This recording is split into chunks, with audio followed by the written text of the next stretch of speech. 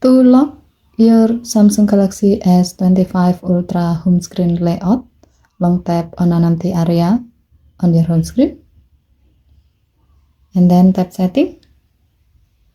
Scroll down the screen. Next, tap the gray on offset next to lock home screen layout until the switch turns blue to turn it on.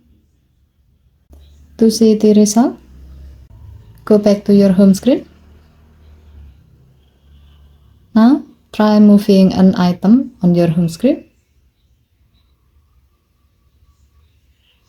As you can see, whenever you try to move an item on your home screen, you will receive a pop-up notification saying that the home screen layout is locked.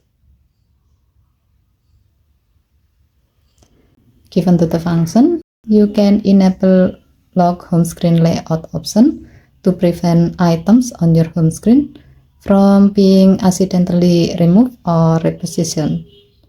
Okay, thank you for watching. Please help to like and subscribe. Have a nice day.